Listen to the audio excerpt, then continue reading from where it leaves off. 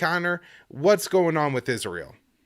Okay, so Israel and Bahrain have signed a military pact, and it's sort of aimed at Iran, of course, a part of the Abraham's Accords infrastructure put in place by Trump and, carried on by Biden. But, there's a lot of agitation now we're going to get to for it to be expanded and further promoted. But yeah, so Benny Gantz, the defense minister, Israel's defense minister, went to Bahrain last week, and they signed a military pact with Bahrain, formalizing those relations. He said, our formal relations allow us to come in and work together against shared threats. We are only in our first year of the Abraham's Accords. In the coming decade, there will be significant developments. So they're going to be increasing their intelligence cooperation, creating a framework for military exercises, and strengthening ties between their defense industries. And as Dave DeCamp points out here, this is the first military pact between Israel and a Gulf Arab state. Now, this is also coming as Israel is involved in these massive U.S.-led naval drills going on right now with 60 countries, but also include Saudi Arabia and Oman. And this is the first time Israel has participated in drills with these countries. And we covered last year, of course, how Israel was in naval drills where it actually looked like they were training to do what you were talking about earlier, that kind of pirating stuff. And it was clearly aimed at Iran. Basically, you had the U.S., Israel, and the United Arab Emirates and Bahrain participating in these drills. Now, Gantz also went to the Fifth Fleet base in Bahrain, and he said he talked about the threat from Iran and said it's a significant milestone that now Israeli Air Force planes can land in the country. All right. Now, there's this piece from Mint Press News about this new group that is being formed in Congress in both houses, both chambers, and it's bipartisan, actually, called the Abraham's Accord Caucus.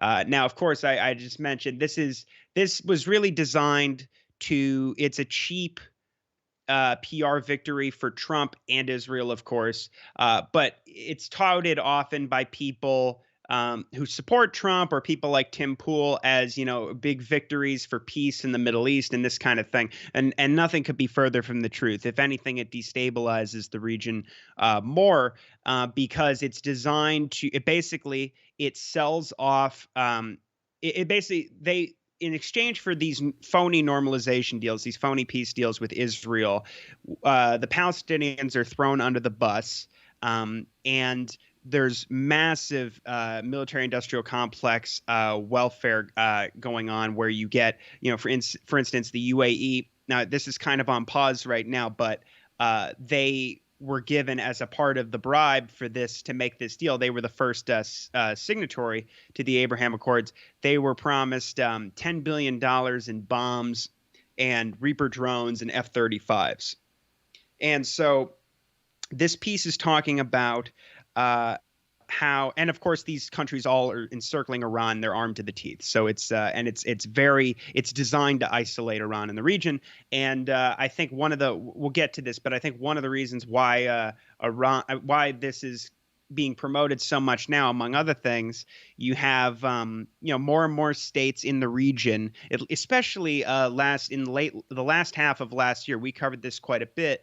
You had a lot of diplomacy going on in the Middle East, particularly in the wake of the Afghanistan withdrawal and what was putatively a real shift from the American presence being reduced from the Middle East and more shifting towards China. Now, I think that obviously the Asia pivot is ongoing. I don't think that's going to stop. I think it's becoming more dangerous. But at the same time, we're hearing more and more from people like Brett McGurk, the National Security Coordinator for Middle East Affairs, saying that we're going back to basics. And this has been written about quite a bit lately by Trita Parsi and Anel Shalin and Dan Larison. And they're talking about basically as we've gone through with the Yemen policy, Biden is really sort of doubling down, and they're treating these, partnerships. They call them alliances, but they're not treaty allies or whatever. But they're doubling down on these partnerships in the Middle East as if they're an end to themselves. It has nothing to do with, of course, American interests rigidly defined as I think I think Larison made that point, or Trita Parsi, but this is just basically we're seeing obviously more weapon sales to Jordan, Saudi Arabia, and the United Arab Emirates, and we're sending ironically the USS Cole to the UAE and fighter jets. Of course, the USS Cole was attacked by AQAP, and UAE and the United States are backing AQAP in the war in Yemen.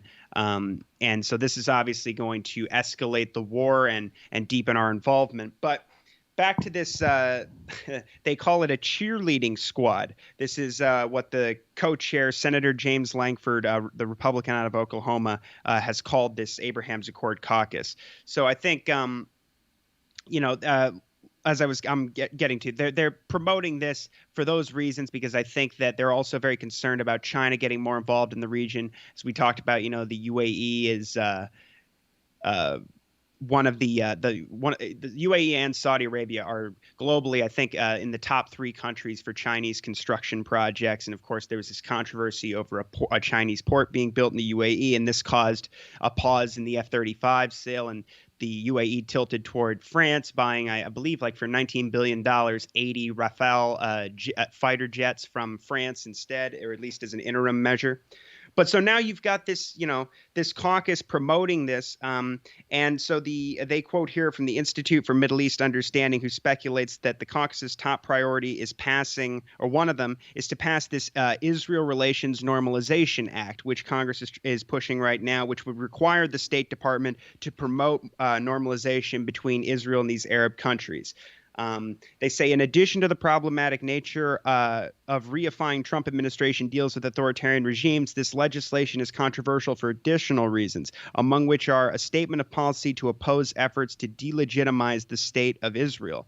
In other legislative initiatives, this vague phraseology has been used as coded language to propose the suppression and even criminalization of freedom of expression to criticize Israeli policies.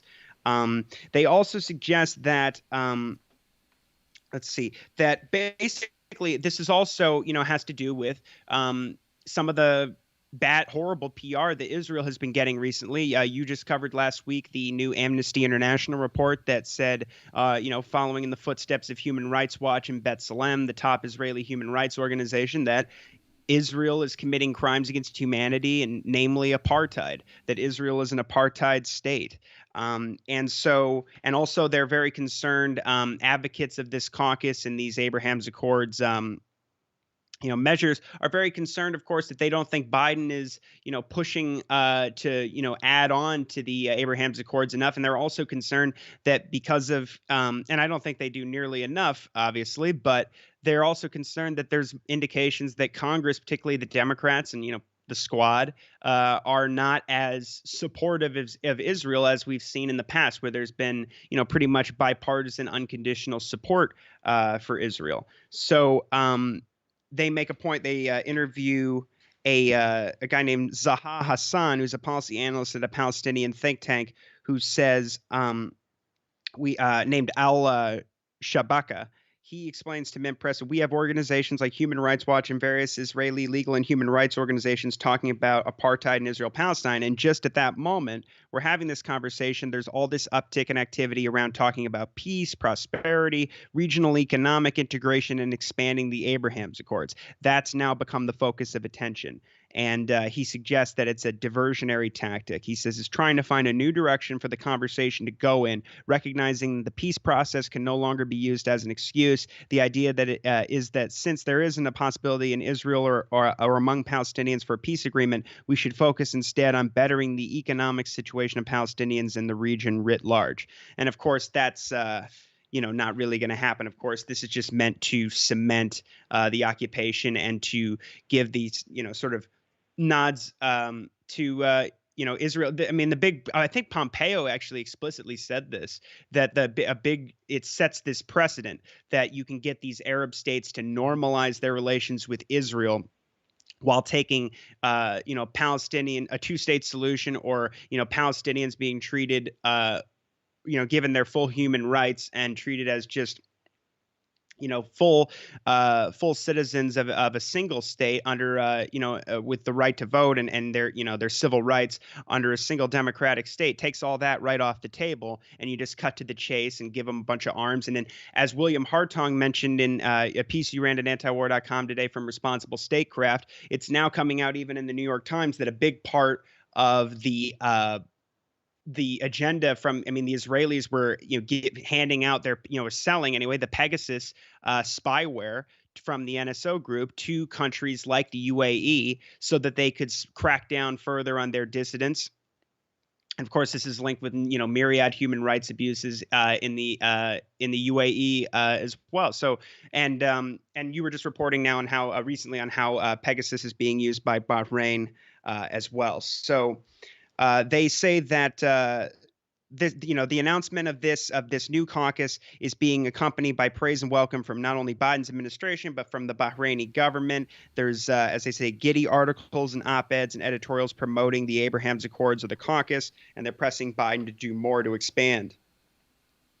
Let's see. So they also make the point, Lara Friedman here from the Foundation for Middle East Peace says that this bipartisan congressional enthusiasm for expanding Arab normalization with Israel stands in stark contrast to decades of Congress's demonstrated apathy, timidity, antipathy, and outright obstructionism with respect to anything related to trying to secure normal rights for Palestinians. Let's see. So they're also trying to get Biden, to offer more and more like sweeteners and deals, like I just said about the UAE, and where they basically recognize Morocco's claims on the West Sahara. So this is, they're advocating these kinds of policies to expand the program. And they also make the point here that some of the first follow-on agreements between Israel and the UAE involve settler enterprises, mentioning that established trade partnerships between businesses operating in the illegal Israeli settlements and the UAE, and how delegations of settler councils visited the Gulf state following normalization. And so they say, so Israel's incentive with the Abraham Accords is really to solidify its control over the West Bank. And last thing I'll say is that this caucus is being supported by the Atlantic Council, the Abraham's Accords Peace Institute, AIPAC, the ADL, the American Jewish Committee, the Israel Policy Forum, Christians United for Israel, which is, Pastor John Hagee, the lunatics, right-wing Zionist group, and B'nai B'ruth, and a bunch of these other organizations. So they are not interested, obviously, in making peace with the Palestinians. And this is about, of course, solidifying, what they view as Trump's gains and getting to, we also reported recently that Yair Lapid said at the onset of this new year that they're very concerned about this conversation, this global conversation about more and more of Israel's crimes against the Palestinians coming to light. And this conversation, which I think he described as radioactive, about Israel being an apartheid state. And they said that we need to, come up with, ways to combat this. And I think we see here Congress actually doing their work for them to a large extent.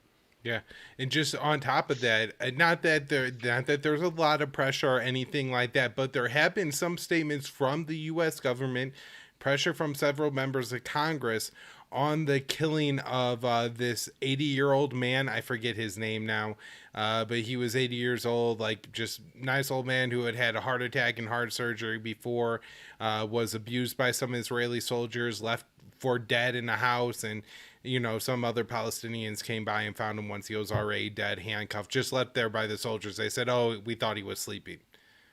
You could tell the difference when somebody's dead and sleeping. And so the fact that there is, a little bit of pressure, not that there's a lot of pressure or anything like that, not that this guy is like getting justice or the attention he deserves, but at the very least, the fact that they're not just going, well, shrug, sometimes Palestinians die seems to be somewhat important. Yep. And as we get closer and closer to probably more and more moves against Sheikh Jarrah, like we saw last year, it could again start another conflict with Gaza, involving Gaza and Hamas. And that's also going to be a very bad look. And we're seeing all kinds of reports that come out every day. I just read one about settlers contaminating a water spring in the West Bank, making it undrinkable and not able to be used for farming. So it's just, and it's shameful and it's indefensible. So they're trying to, cover it up. I think the conversation changed greatly after Operation Guardian of the Walls last year. I mean, people couldn't believe it. I mean, they watched Israel, among other things, bomb, residential towers, apartment buildings and buildings with international press. And then they watched Biden go, well, they have their right to defend themselves. And people, started to find out that this is a concentration camp under siege and has been since 2007. And, just on that basis, just watching all the fallout of that, I think that the American people are, getting much smarter. And there were also reports last year about how evangelical support, among young evangelicals, even support is, dropping significantantly for Israel. So it's also a generational thing. And so I think it's just we obviously have to push for that, to go for there to be some real action here for us to end aid and things like that and stop, giving weapons to Israel. But unfortunately, obviously, there's so much inertia, and Biden is and has been known for decades as Israel's man in Washington. So we'll have to see.